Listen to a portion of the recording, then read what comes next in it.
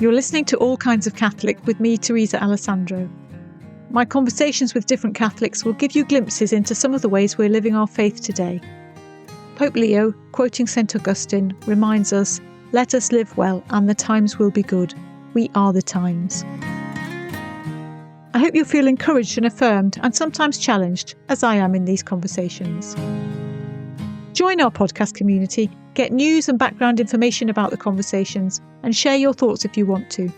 You can get the newsletter and each episode straight to your inbox by going to allkindsofcatholic.substack.com and clicking on subscribe. It's free.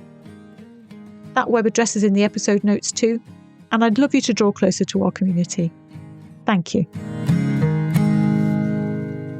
Listeners, I'm really conscious, I don't know if you've noticed, that the last 5 episodes the guests have all been men, although one of them was Mike who did 2 episodes.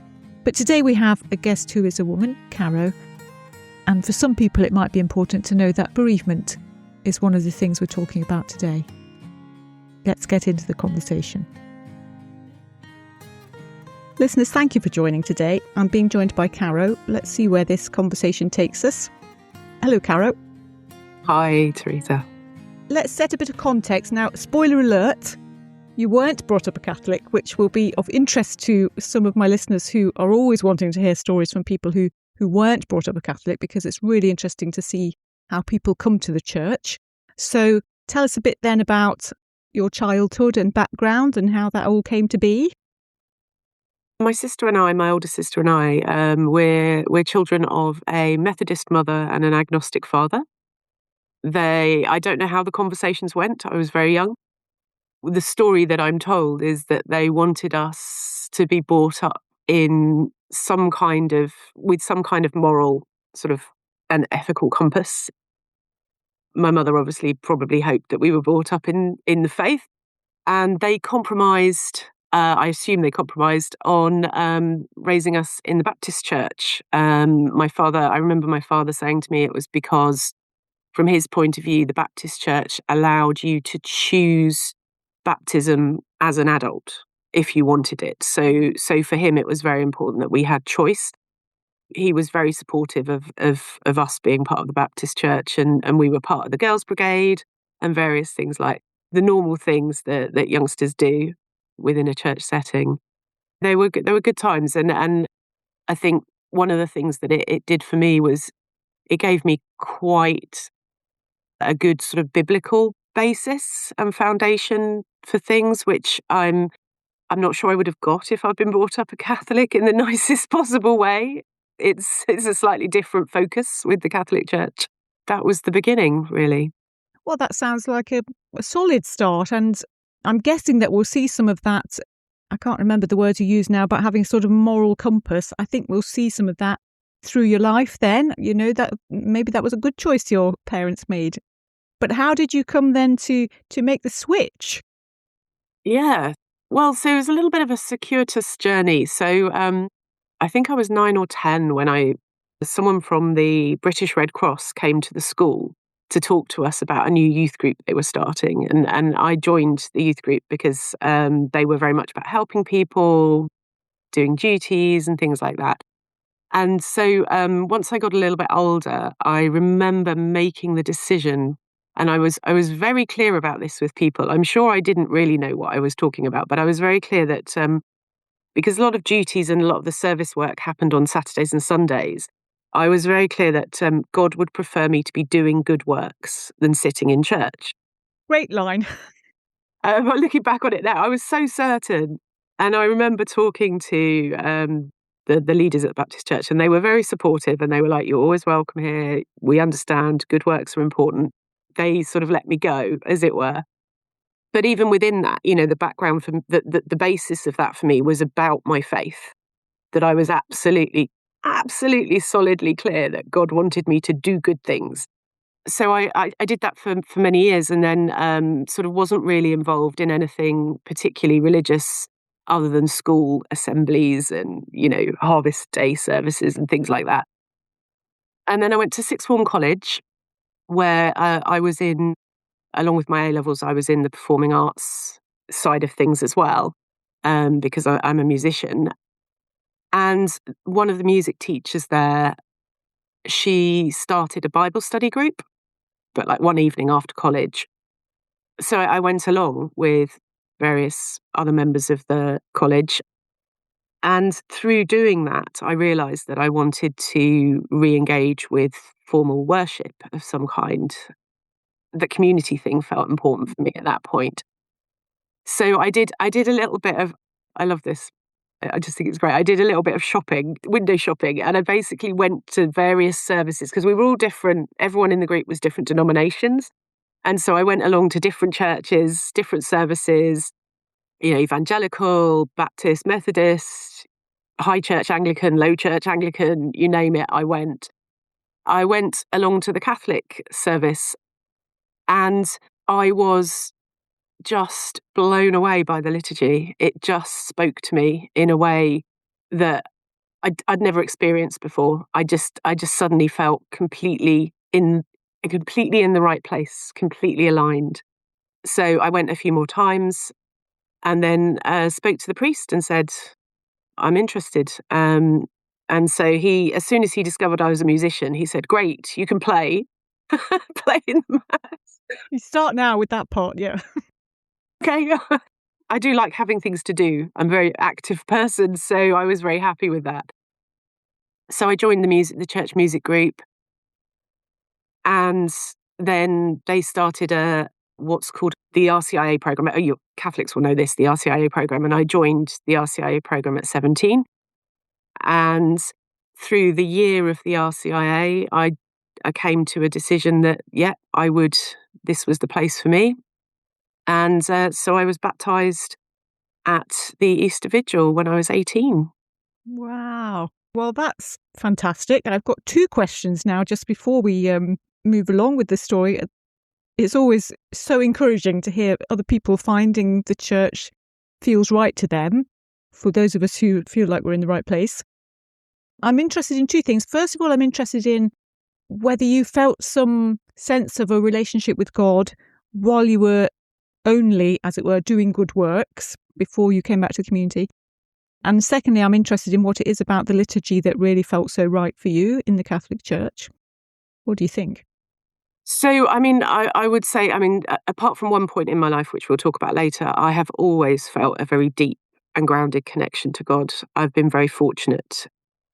It's just part of my being. I've never, apart from, as I say, one point, I've never struggled with that and with knowing that God was in my life and that I was doing the right things, for which I'm very glad, actually. And I think I'm very fortunate.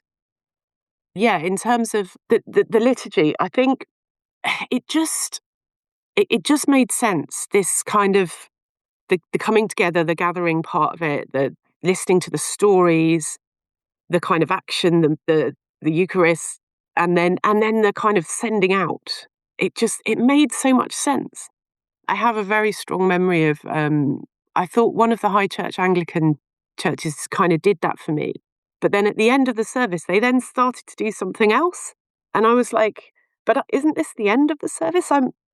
It didn't sit well. It's not a criticism. I think what works for people works for people, but the way the Catholic Church one just worked. And I think it was also, the music was amazing, the singing was great, and just the real sense of community, from the minute of walking in the door, feeling like I was welcomed. And, I later discovered they have ministers of welcome in the Catholic Church. It's kind of a ministry. So from walking in the door to coffee afterwards and things, it just felt, I could feel the community, I could feel the liturgy, I could just feel, it was very ordinary, but very extraordinary at the same time, I think, in my experience of it.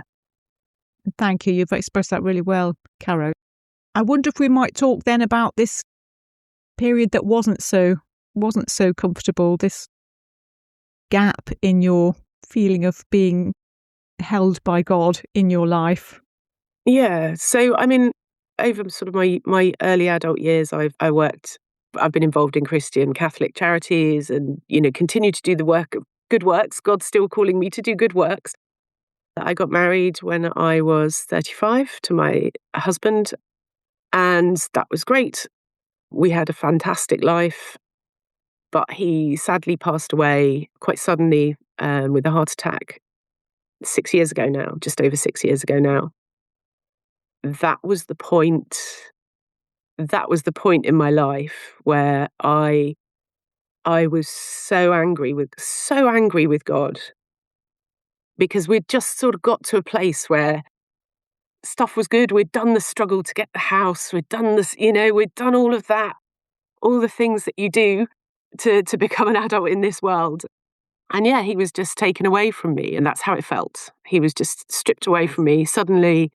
And my world just collapsed.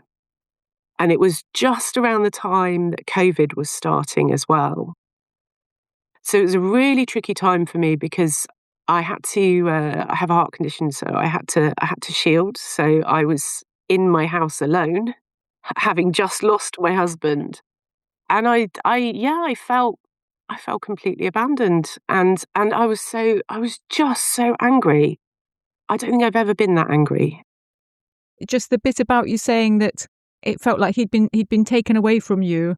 I think that just caught me as suddenly it's not about you and your lovely husband, and God working in your lives, but suddenly this has happened and it's like you didn't even matter. It was something to do with him and God now, and you're just left on your own. I think that's what that sounded like.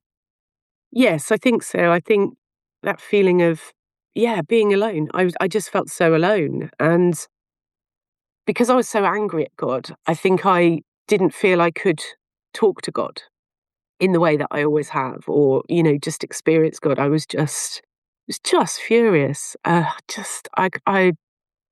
just felt so unjust. It's like we've literally just gone, gosh, we're happy.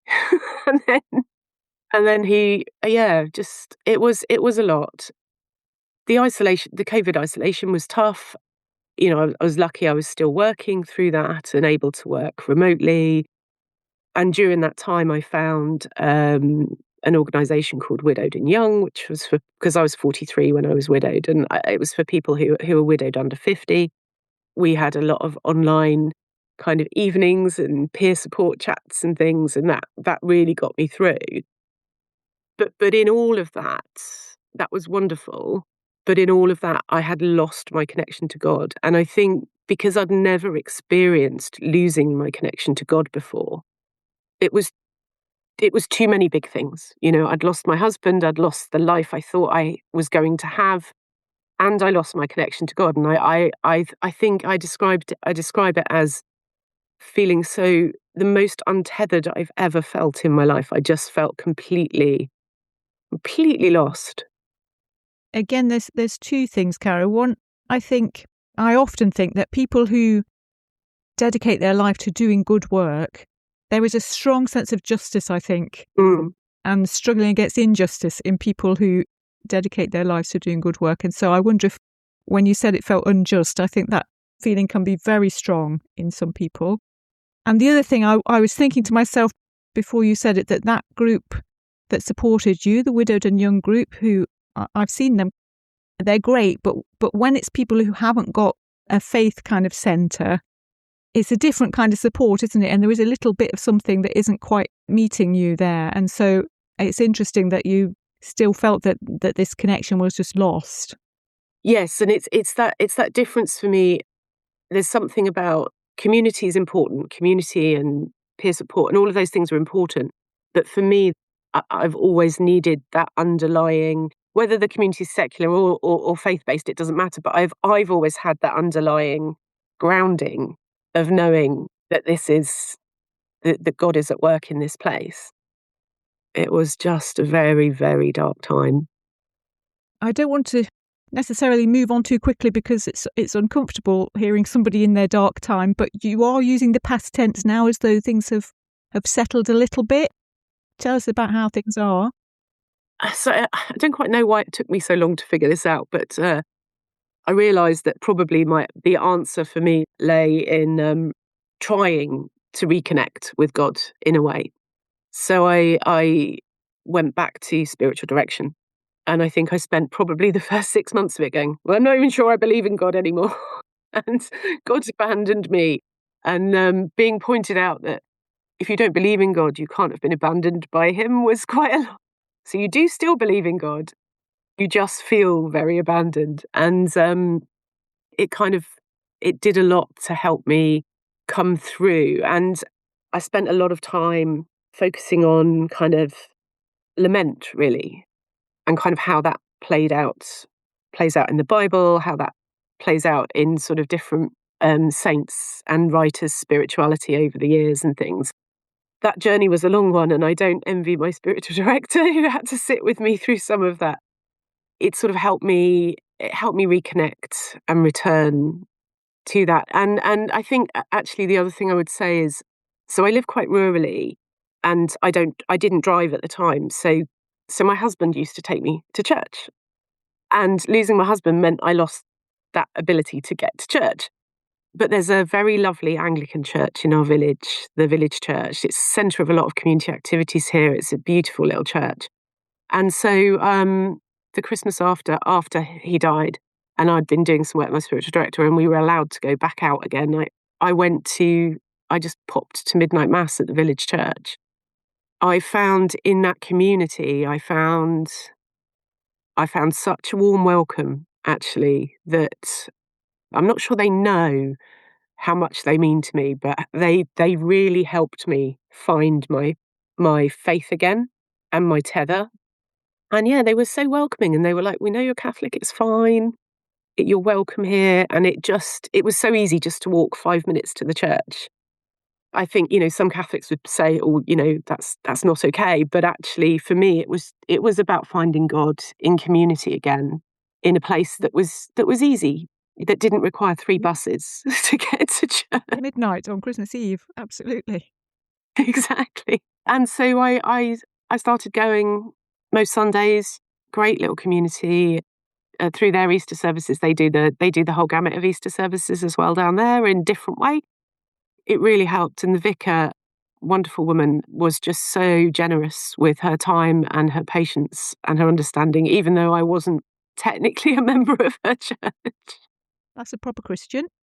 Yes, and I've done a lot of ecumenical work over the years, so it didn't feel uncomfortable. But now, I learned to drive last year, so I'm able to easily access the Catholic Church now and be part of that community again. I hope for people listening, I'm sure lots of people listening will have been bereaved, and what you're saying will resonate with them. But I also think sometimes people can be very stuck there. And I hope something of your story, and although it's been a long, difficult part of your life, I think there's hope there, isn't there, for people who may be feeling a bit stuck at the moment. So I hope that helps listeners too. And then where is life taking you now? You are forced into a situation of making some different choices and living your life differently from what you thought.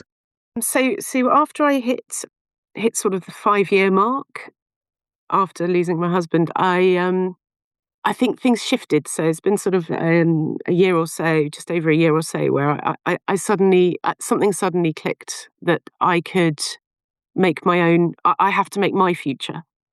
I haven't lost my future. I've lost the future that we had planned, but I haven't lost my future.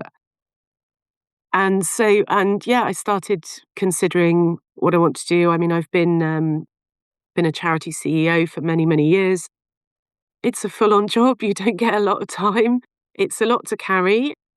And actually, it's a lot to carry when you're on your own. And so I started revisiting things about, where I live and what I want to do with my life, really. And so I'm just about to finish my spiritual director training, which is very exciting. I have just stepped down as chief exec of my last charity, and I'm about to move. I'll still have a base here, but I'm about to move over to Donegal in Ireland, where I'm hoping to open a house of retreat. Wow, that sounds wonderful, and in a beautiful place. In a beautiful place, yes. That will continue healing your spirit, I'm sure. I think so. It's the 1,000 acres of sky when you're out there. There's just sky and hills and green. It's so healing. Yeah, absolutely. Yeah, absolutely. That's brought me back to, it's really interesting that you've gone down this route of training to be a spiritual director. That is interesting. And I was going to ask, as I often do, about scripture that speaks to you. And obviously now I know you've been training as a spiritual director. I'm imagining you know scripture very well. Maybe there's something, you mentioned lament there during the time of grief. Are there bits of scripture that really speak to you? I mean, obviously various of the Psalms are fantastic for kind of expressing real lament. I mean, there are specific Psalms of lament. I mean, I think for me, I've moved past the lament sort of phase to a degree.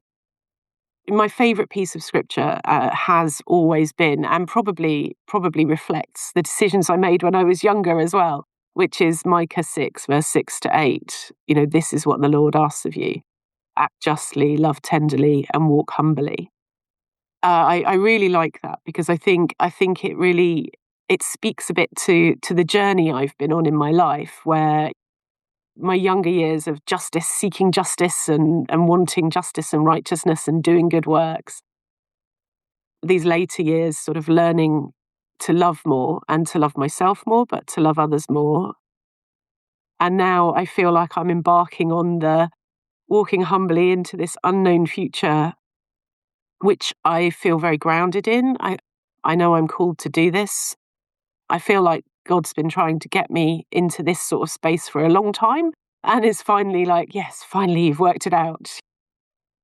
But it's a big step from being sort of employed, 80 hours a week, knowing exactly what I'm doing every moment, to now where I mean, there's literally no one telling me what needs doing. There's nothing, I'm responsible for no one but myself.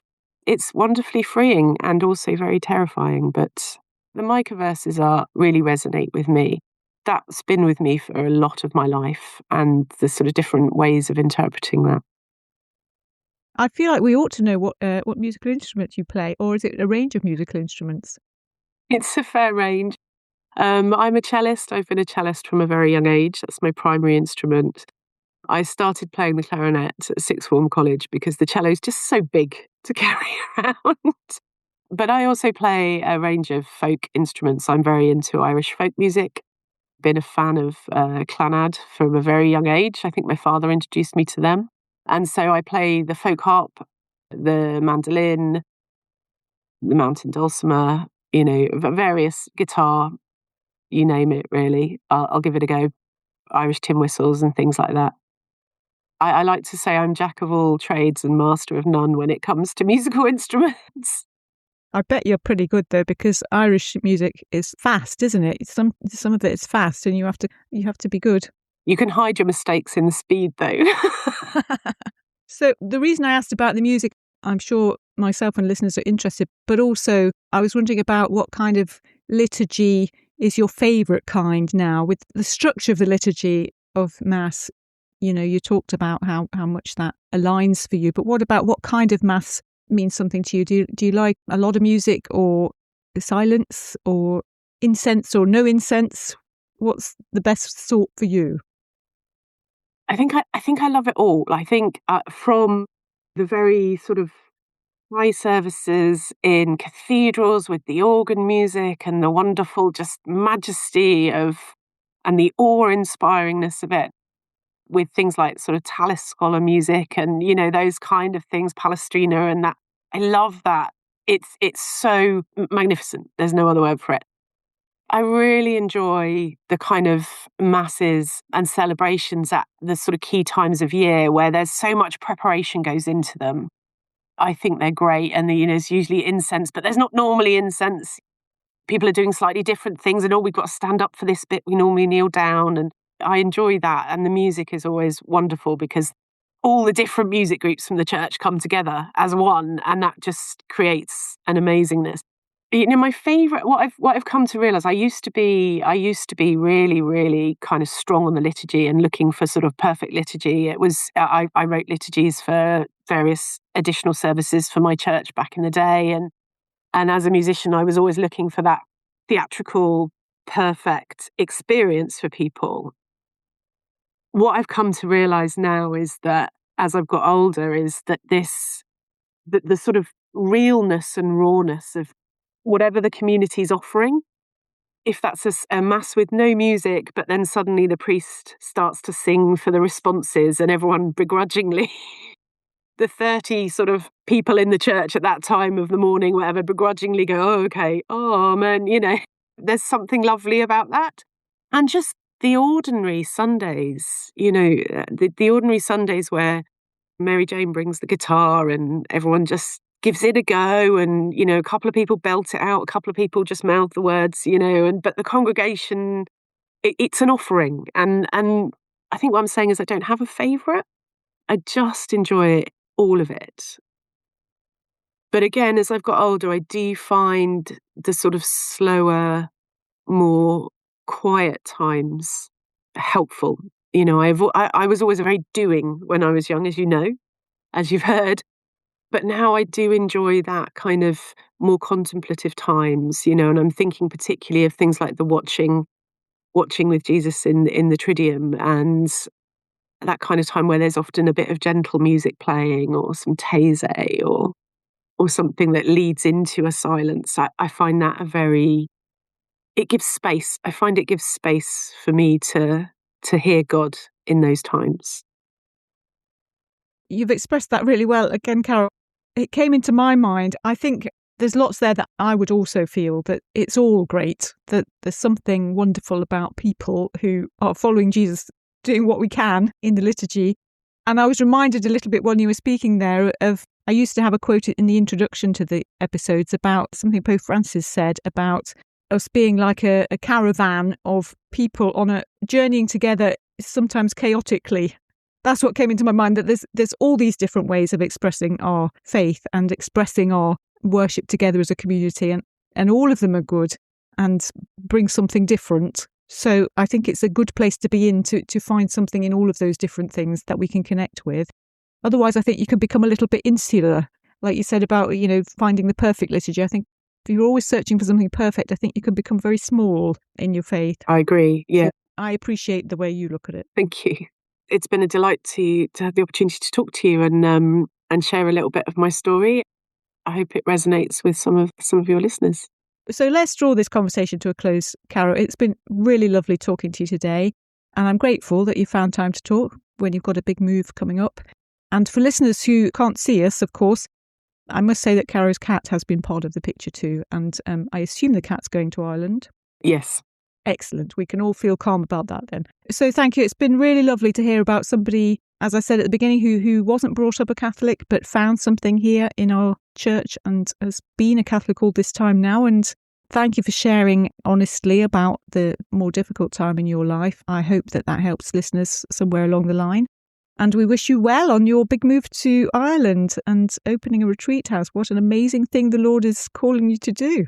So thank you for spending some time with us. Thank you. It's been really lovely. Thank you for having me. Thanks so much for joining me on All Kinds of Catholic this time. I hope today's conversation has resonated with you. A new episode is released each Wednesday, and you can follow All Kinds of Catholic on the usual podcast platforms.